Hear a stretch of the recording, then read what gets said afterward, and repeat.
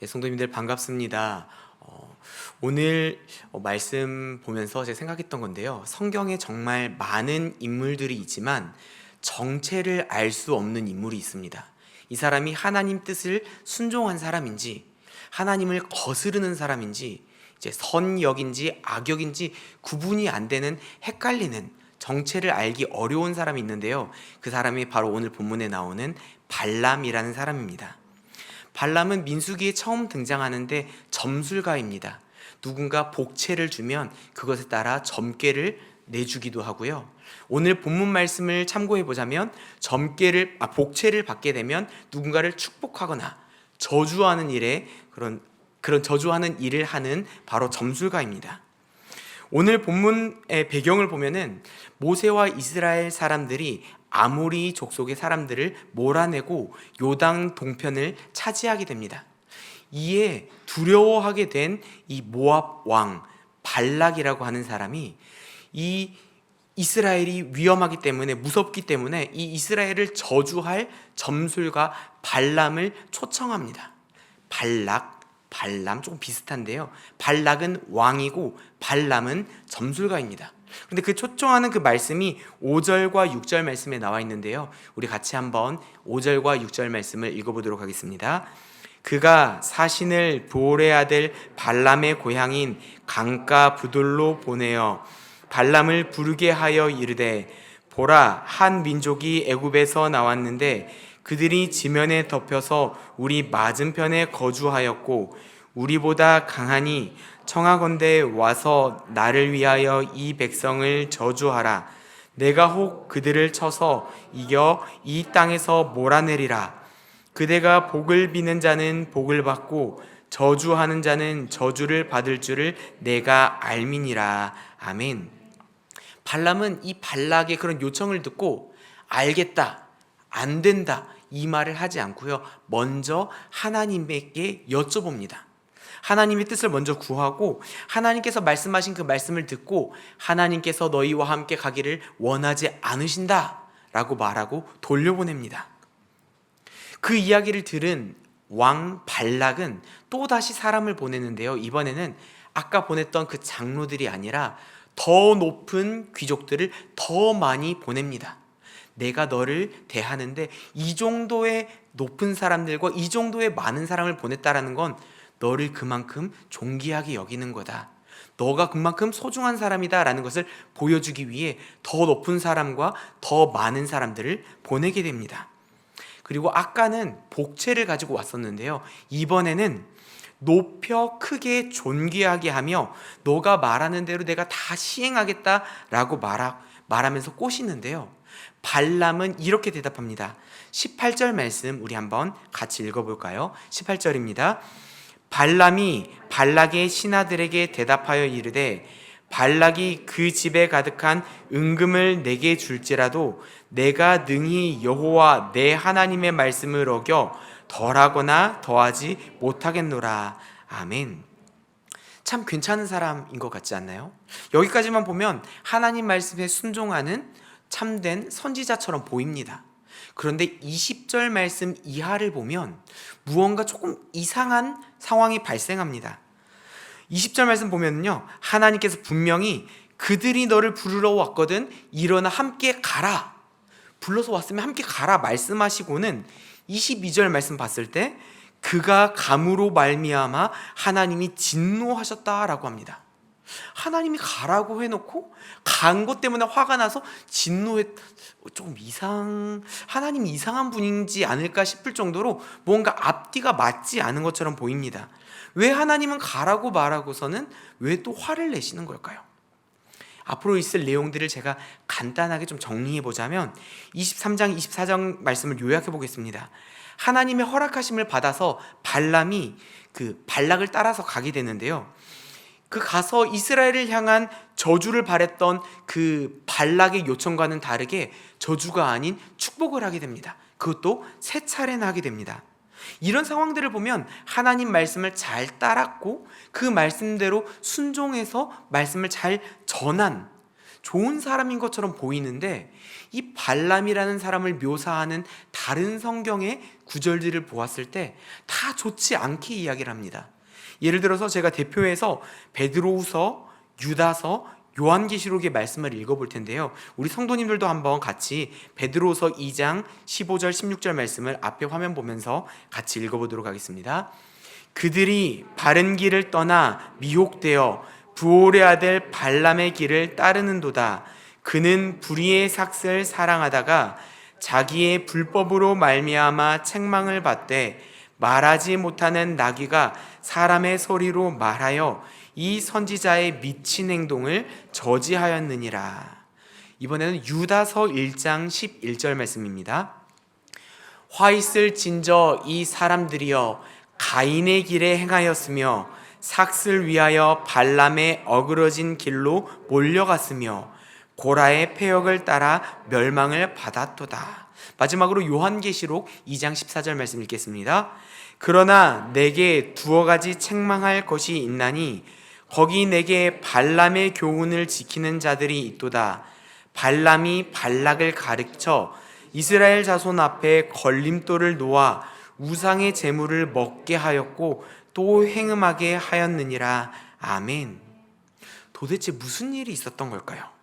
이 발람이라는 사람에 대해서 자세히 묘사한 거는 오늘 읽었던 그 민수기 말씀에서만 나오는데요. 이 민수기에 나오는 그 설명들을 보면은 글자 그대로만 봤을 때는 하나님 말씀에 순종해서 갔고 하나님의 말씀대로 저주가 아닌 축복을 했습니다. 그런데 어떤 점이 이 발람이라는 사람을 이렇게 부정적으로 묘사하는 건지 생각해 보면 먼저 이 발람이라는 사람은요, 불의의 삭슬 좋아하는, 불의의 삭슬 사랑하는 사람이었습니다. 처음에 그 발락의 사자 장로들이 왔을 때 하나님께 먼저 여쭤보는 것까지는 괜찮았습니다.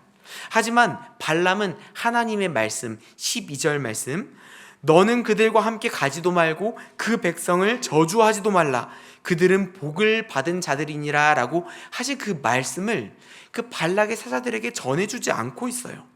그저 하나님이 나에게 내가 너희와 함께 가는 것을 원하지 않으신다라고 말하며 여지를 약간 남겨놓고 있습니다. 두 번째로 그 높은 고관들이 많이 왔을 때 발람은 발락의 그 집에 가득한 은금을 내게 줄지라도 내가 내 하나님의 말씀을 어겨 하나님의 말씀을 조금이나 어기거나 덜하거나 더하지 못하겠다 이렇게 말했는데요. 이 문장도 글자 그대로만 봤으면 맞는 말인데? 좋은 말인데? 라고 볼 수 있지만 히브리 원어에서 이 말씀을 어디에 강조점을 두느냐를 우리가 살펴보게 되면 문장이 굉장히 달라지게 됩니다. 이 강조점을 둔다는 말이 무슨 말이냐면요, 예를 들어서 제가 한번 예를 들어 볼게요. 너를 사랑하는 사람은 바로 나야. 내가 사랑하는 사람은 바로 너야. 바로라는 말 다음에 나오는데 강조점이 있다는 게 느껴지시나요? 너를 사랑하는 사람은 바로 나야. 내가 사랑한다는 거죠. 내가 사랑하는 사람은 바로 너야. 내가 사랑하는 사람은 다른 사람이 아니라 바로 너라는 거죠. 이 강조점이 어디에 나오냐면요, 18절에서 있는 강조점은 그 집에 가득한 은금을 내게 줄지라도 라는 문장에 강조점이 있습니다. 제가 똑같은 문장을 두 번 읽어볼 텐데요, 제가 이 강조점을 두기 위해서 조금 말을 오버해서 한번 해볼게요. 한번 들어보시고 어떤 강조점이 느껴지시는지 한번 생각해 보시면 좋겠습니다. 발락이 그 집에 가득한 은금을 내게 줄지라도 내가 하나님의 말씀을 어길 수 없다, 이거랑요, 발락이 그 집에 가득한 은금을 내게 줄지라도 내가 하나님의 말씀을 어길 수 없다, 차이가 느껴지시나요? 발람의 관심사는요, 은금에 있었습니다. 하나님의 말씀을 어길 수 없다라고 말은 하지만 그는 은금에 관심이 있었어요. 그것을 알 수 있는 구절은 19절 말씀에 나오는데요, 우리 같이 19절 말씀 한번 읽어보겠습니다. 그런즉 이제 너희도 이 밤에 여기서 유숙하라. 여호와께서 내게 무슨 말씀을 더하실는지 알아보리라. 아멘. 하나님은요, 아까 12절 말씀을 통해서 하나님이 하고 싶은 말씀을 다 하셨어요. 그들을 저주하지 마라, 그들 따라가지 말라, 하나님 할 말을 다 하셨어요. 그런데 그들과 함께하지도 말고 저주하지도 말라는 그 말씀, 그것으로 끝냈어야 되는데 사람들이 그 복채 정도가 아닌 무엇이든지 네가 원하는 대로 다 수용하겠다라는 말을 하자 발람은 은금에 관심을 갖고 하나님의 뜻인, 하나님이 함께 가지 말라고 하셨습니다, 하나님이 저주하지 말라고 하셨습니다, 이렇게 말하는 게 아니라요, 아까보다 더 크게 여지를 남겨놓습니다. 하나님이 안 돼 하시면 안 된다고 하십니다 라고 말을 해야 되는데, 안 돼 하셨음에도 하나님이 혹시 다른 말을 할지도 모르니 한 번 더 여쭤볼게 라고 말한다는 거는요, 하나님의 뜻이 분명히 알려졌음에도 그 하나님의 뜻을 자신의 의도에 따라 다시 한번 알려주시는지 확인하고자 하는 그 발람의 이기적인 마음이 드러난다는 것입니다. 결국 하나님께서는 하나님께 그 물어보는 척하지만 마음 깊은 곳에 은금에 대한 관심사를 계속 가지고 발락에게로 가고 싶어 했던 그 발람, 그 마음을 보신 다음에 일어나 그들과 함께 가라 이렇게 말하십니다. 말하시면서 내가 너에게 이르는 말만 준행해라 라고 하십니다. 하나님께서 일어나 함께 가라라고 말하셨는데 이 말씀이 정말로 가기를 원하셔서 하는 말씀이셨을까요? 글자 그대로만 보면은요, 앞뒤 상황 안 보고 일어나 함께 가라 이걸 보면 허락처럼 보여지는데요, 제가 예를 한번 들어볼게요. 여기 종이에 글자가 3글자 써져 있습니다. 잘한다, 잘한다, 잘하고 있다라는 칭찬의 말처럼 보입니다. 그런데 어떤 상황에서는 잘한다, 어떤 의미인지 아시죠? 잘한다라는 말이 있지만 그 잘한다는 진짜 잘해서 잘하는 게 아니라는 것입니다. 일어나서 함께 가라 이 말은 허락처럼 보이지만 하나님의 심정은 이런 것일 것 같습니다. 에휴, 그래 네가 원하면 갈 테면 가봐라, 허락의 의미가 아닌 것입니다. 고집 부리고 마음으로 이미 가려고 다 생각하고 그 은금에 그 눈에 팔려서 마음이 콩밭 은금에 팔려있는 그 발람의 마음을 보시고 하나님이 그래 네가 그렇게 가려고 하니까 한번 가봐라 하고 말씀하신 것입니다. 그렇지만 하나님은 허락하셨다라고 생각하는 그 발람에게 진노하셔서 여호와의 사자를 다시 그에게 보내 경고하신다는 것이죠. 21절부터 35절까지의 말씀은 마치 이솝 우화를 보는 것처럼 재밌는 상황이 나옵니다. 발람이 탄 나귀가 여호와의 사자가 칼을 빼들고 그 길가에 있는 것을 보고 길을 피해서 밭으로 도망갑니다. 그러자 그 발람이 이 나귀가 미쳤나 하고 채찍질하니까요, 다시 가긴 가는데 그 좁은 길에 서서 좌우에 담으로 막혀있는 곳에 또 칼 빼들고 서 있는 걸 보고 옆으로 비껴서 가려고 하다가 발람의 발을 벽에 막 지디게 해버립니다. 발람이 화가 나죠. 그래서 마구마구 나귀를 때립니다. 그 다음에 점점 여호와의 사자가 가까이 오자 나귀는 두려워서 그냥 엎드려 버려요. 그래서 발람은 정말 화가 나서 지팡이로 이 나귀를 때리는데 그때 하나님께서 나귀의 입이 열리게 하십니다. 그리고 여호와께서는 그 발람의 눈을 밝히셔서 여호와의 사자가 칼을 빼고 서 있다는 것을 발견하게 되죠. 이게 무엇을 말하느냐면요, 하나님은 나귀를 통해서 하나님의 뜻을 알지도 못하고 나귀도 알고 있는 여호와의 사자를 알아보지 못하는 발람, 짐승보다 눈이 어두워서 은금의 눈이 멀어 짐승도 볼 줄 아는 여호와의 사자를 알아보지 못하는 이 발람을 꾸짖는 장면인 것입니다. 또한 하나님의 뜻을 피하려고 하고 또 피하려고 하지만 결국 하나님을 피할 수 없다는 것, 하나님의 크심을 이겨낼 수 없다는 것을 우리에게 가르쳐주고 있습니다. 결국 발람은 발락에게 가서 하나님이 말씀하신 것처럼 하나님이 이르시는 그대로 2차례 저주가 아닌 축복의 말을 하게 됩니다. 복채 받은 그대로 저주하는 게 아니라 하나님의 계획하심 따라서 축복을 전합니다. 2번 그렇게 하고요, 3번째는 이 점술에 의해서 하나님의 말씀을 전하는 게 아니라 그냥 바라보고 있는데 하나님의 영이 발람에게 임해서 그 온전한 축복을 전하게 됩니다. 그런데 여기에서 성경 말씀이 끝났다면 좋지 못한 의도를 가지고 있지만 하나님께서 여호와의 사자를 통해서 상황들을 통해서 잘못된 의도를 가지고 있던 사람의 마음을 돌이키신 이야기로 끝날 수가 있는데요. 문제는 여기에서 끝나는 게 아닙니다. 드러나지 않은 이야기가 존재한다는 거예요. 민수기 24장 25절 말씀을 보면은 발람이 일어나서 자기 있는 곳으로 돌아가고 발락도 자기 갈 길로 갔다고 이야기가 나오면서 발람의 이야기가 끝이 납니다. 하지만 아까 요한계시록에 나왔던 그 발람에 대한 이야기와 연관된 이야기가 민수기 25장 말씀에서 등장하게 되는데요.